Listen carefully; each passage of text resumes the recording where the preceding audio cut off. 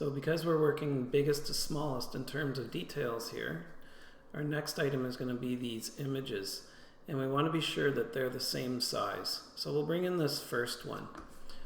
So File Place or Command D, and Pink Bouquet is what we want to bring in. Now I'm going to size this. I'm not holding Shift, I'm just sizing it roughly what I think it should be. I'll be able to change it later. And you can see that I'm moving it. I'm holding my mouse down. Right here I'm just sizing it, but when I'm with my mouse down, when I hold my space bar, I can also move this. Such a handy thing in all of the Adobe programs. Whenever you're clicking and dragging to select something or draw something, if you hold space down, you can move it, and then you let off space and you can keep drawing. I really like that little option.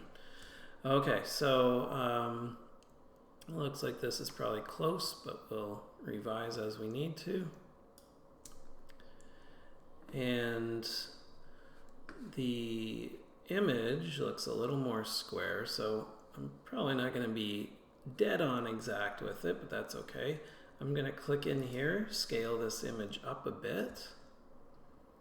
In fact, yeah, just a little bit. Holding Shift down. And I'll move it in. Not identical, but close. Okay.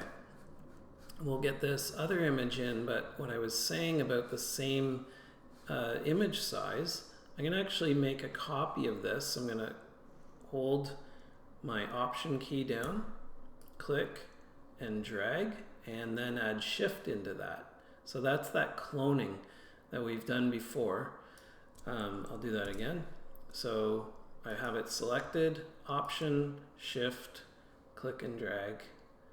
You get used to that, but what you're mainly watching for is that double cursor. That means it's working. And then when you let off, let go of the mouse first, and then the keys. Okay, so that one's a little longer, so I'm just going to stretch it out here. And then I can, with that frame selected, I can place in the next image and it will overwrite the one that's already in there. So the frame selected, Command D or File Place, and then we'll get the image of the children working.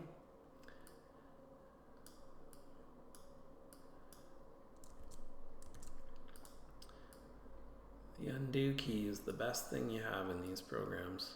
I use it all the time, obviously. Okay, so it looks like I'm going to close this up to match the image size, and then I'm going to size both of these. I'm just trying to get it as close to exactly the same as I can. So I'll click on that one, hold Shift, select that one. That's called Shift Selecting. And then I'm going to, with my Command Shift, click and drag, I'm going to scale this up. So remember, that's Command Shift, click and drag. I'll go to about there. Looks a little far over, so I'm just going to use my arrow keys and nudge that over. Again, it doesn't have to be absolutely 100% exact, but you want to get the main idea. Okay, not bad. Looks pretty good. Few adjustments maybe for exact, but we're not going to worry about that. Okay, so now we just need content. And we have a content block here, we have this here, and we have this here. So a lot of this we've already done in terms of having a rule. And we've done this, we just need to change what it says. We did that in the outside. So I'm actually going to go up here and I'm going to copy this, Command C, because I don't want to do it again manually. Command V. And actually I'm going to show you a little trick. Because I copied it from this panel, that's fine, I'll copy again just to be sure. This time I'm going to do paste in place. And what it's going to do is it's going to put on this page, it's going to put it exactly where it was on the other page. So I'll go edit, and it's paste in place. So That's Option Shift Command V. I'd just go to the menu here. And then it goes there. All we have to do is hold Shift, select it, and we can move it over. And the reason I'm holding Shift is to keep it in line. And then we can put it here. So what that does is just give us a good reference for placement. That's it. But either way, we just really needed this part. And we needed this content.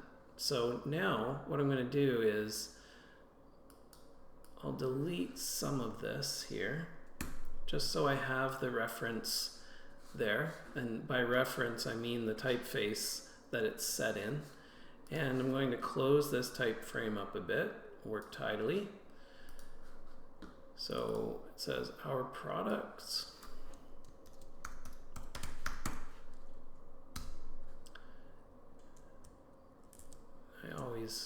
Whenever I do that, I tend to miss that space at the end. So you'll see that when I did that, I caught this space.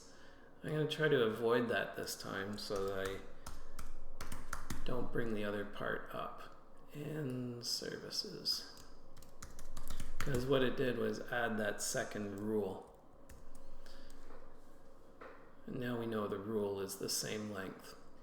Okay, now we have this content in a Word document. Now you can open up the Word document and you can copy and paste it in, or you can highlight your content and just do Command D and we'll place. So we'll see what happens when we place it in. We might have to delete some content, but that's okay. And in fact, I even know a better idea here because we have content in there that we don't want in this particular text frame, and that would be this stuff. So it is in here, but I'm going to undo what I did there, and I'm going to place this out here. So I'm still placing. I did Command D, but now it's all out there, and I can kind of break it down as I need to. Okay, so I'm going to copy that and paste it there. Now you're going to see it looks much bolder. That's probably because it didn't come in at 90% like we had set the other portion last week. There we go, a little lighter. Let's see, we did that here, I believe.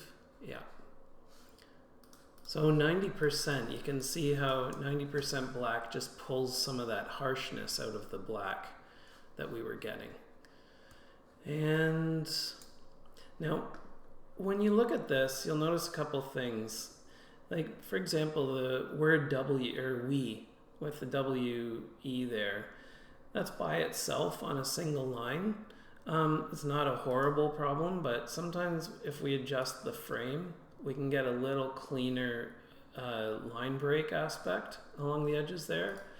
It's not a big deal, but when you have that lone little 2-letter word on one side, on the end of a line or something, usually you want to just try and fix that up. It's usually pretty easy to do so. And then we have we specialize in. Okay, so we're going to delete this out. And this line that's along the bottom here, don't know that that is actually in this content. It's not, so we'll see where that is. See what it says as well. It's a fictitious company, okay. So we may not even have to put that content there.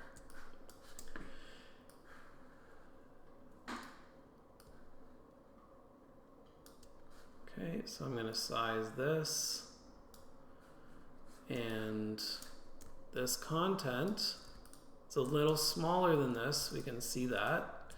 So we need to get this set up. So first is the size.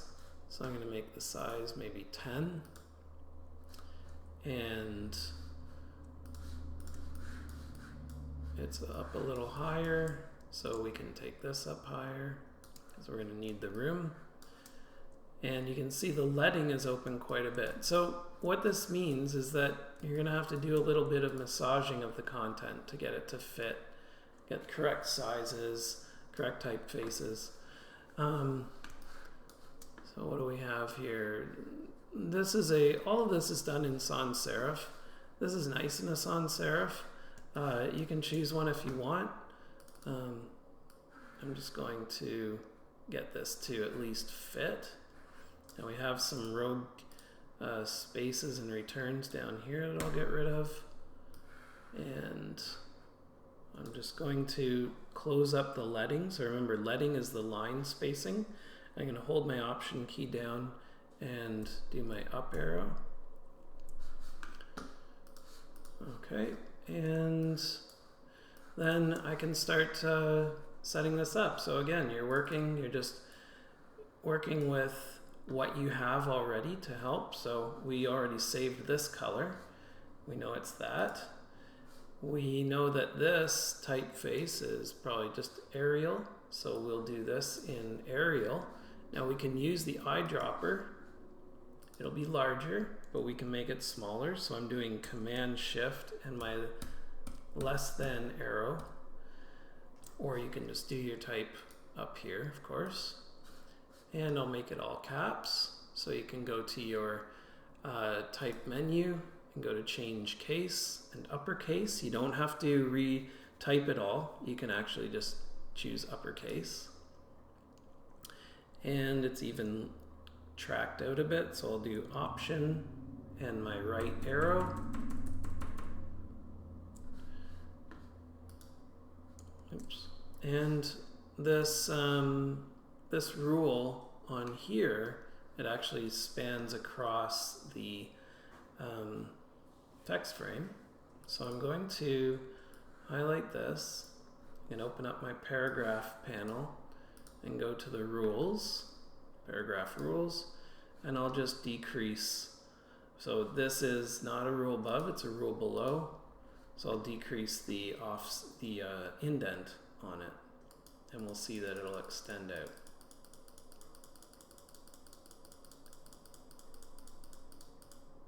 Remember, ideally, when you're working with rules, you're doing them in text. That's what this is called. This is called an in-text rule. You don't want to just put a line there, because if you put a line there, then when your text flow changes or you move the text frame, you're going to have to keep that line moving around, and it becomes a real pain. But when you can work it into the text, then it's all stable. It's all just staying right with it. And it maintains consistency to the other components you've done. All right, and this, we'll do bold. So that's Georgia bold. And I can do the same up there. I can grab my eyedropper and do that. And then I'll hold down my Command key. And see how when you hold Command, you can let go of a tool, but I'm going to keep my text tool selected, and I'm just going to keep going to bold, because that's the way that eliminates the clicks, and that's what you want to do. If you find a way to eliminate clicking and keyboarding, then that's the way to do it. So you'll find sometimes the hotkeys are the fast way, sometimes the menu's the fast way. Now we'll make this 90 again. On the tint.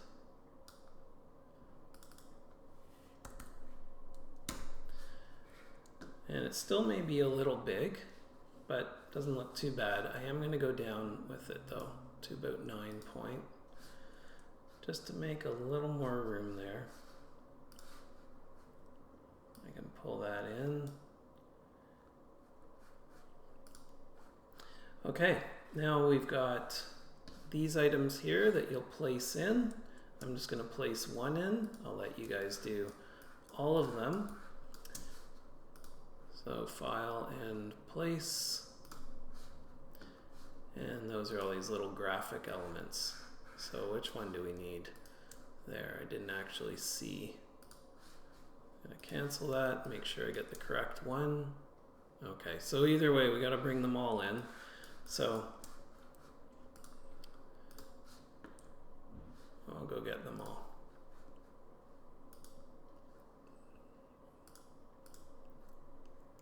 and you can select multiples by holding your command key down.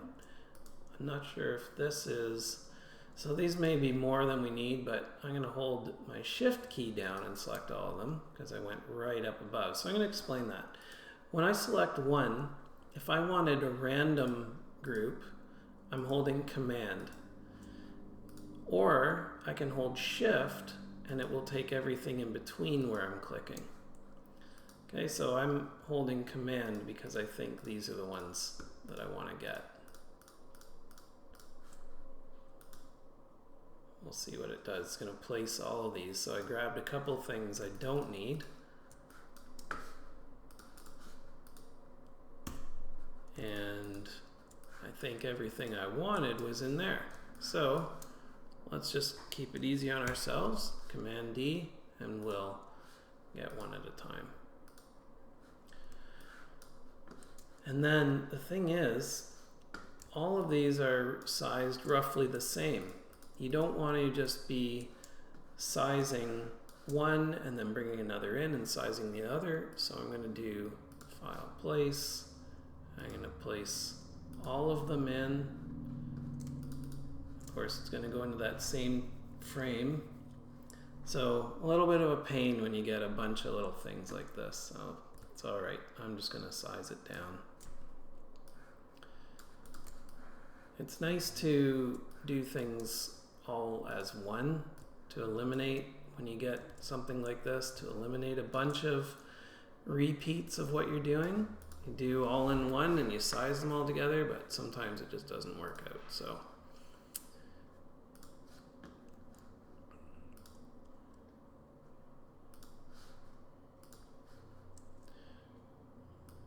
I'll just size it this way. And Command D. And again, I was in the box. Got to make sure I deselect the box. That one, not even sure we need it. Don't know why it's here. We don't need it, so we can eliminate that.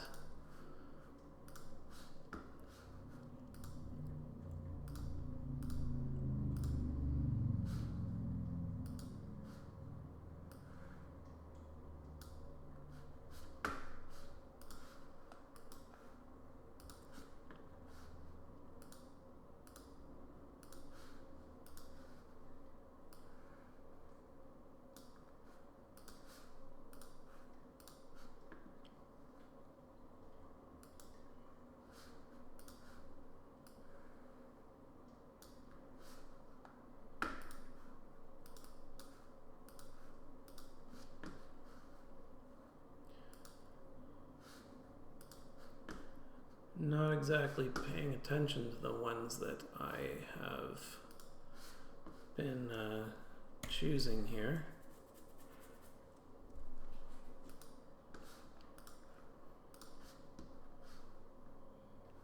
So we'll see what we have.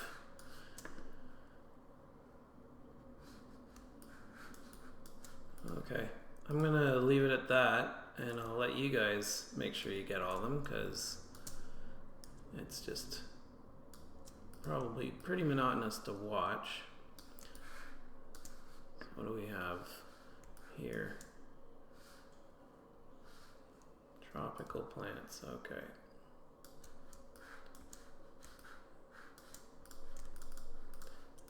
And then remember, when you're sizing, you're doing Command Shift, click and drag.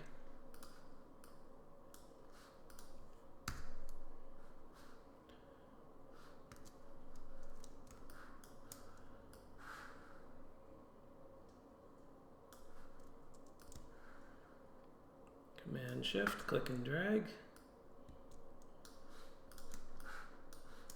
And at some point, going back and forth and placing them in, you're going to have all the correct ones in the correct spot. I'm trying to keep track of these and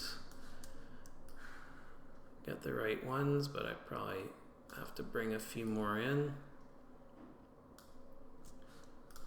There we go. So when you do this, of course, you guys are going to have all the correct ones there, sized correctly and pretty tidy. Everything looks good with the type. Again, don't worry about the typefaces you use. As long as they're decent, clean, these are nicer, these sans serifs. Georgia, this typeface, it's actually kind of, it's quite odd in its sizing. Where you have a 9-point Georgia, it's fairly large. I could even go down to an 8-point with this quite easily, and it'll still be very legible. So not too concerned about you having the exact same typefaces. That's not the point of this. As long as you have a clean design like what you're replicating, and you've got all the right elements and you've brought them in correctly, that's the concern here. Okay, so I just want to make sure that you've got everything in. And finally, once you do, I'm going to pretend I do, because the monotony of you guys having to watch me gather all these can be kind of unpleasant. You'll delete your reference images. So I'll delete this, and actually I'm going to go back for a moment and mention this here. So you can see mine keeps it keeps reverting back to this odd display, and it may just be my computer slowing down, but I have preset the document so it should show correctly. But this line under here, I'm not too concerned about that. If you want to type it and put it in, or if you don't, that's fine. I'm not overly concerned with that. Okay, and make sure you're saving as you go along, of course. So I'm just going to delete these reference images, and you don't need to delete the indicators at the top of your document, but you're going to be exporting this as a PDF for me. So you're going to go to File and Export. I'll just put this on the desktop, and PDF print. Make sure you put your name on it, of course. And in here, be sure to select View PDF after exporting. I'm going to post these for you as well. These settings are going to be posted in this week's folder. And you don't need hyperlinks in this one because you don't have any. So View PDF after exporting. Compression you can leave as is. Marks and bleeds. You're going to want to turn on your crop marks and use document bleed settings. So what this is going to show me is that you did your bleed, you did it correctly, and with the crop marks I'll see that you actually extended out to the bleed. And output, the best one to choose in this case is convert to destination. Now usually it doesn't matter, but because we're doing this fully digital from your computers to Blackboard to my computer, choosing convert to destination is usually going to protect any color anomalies from happening. And then don't worry about advanced security and summary. They'll be fine. And export.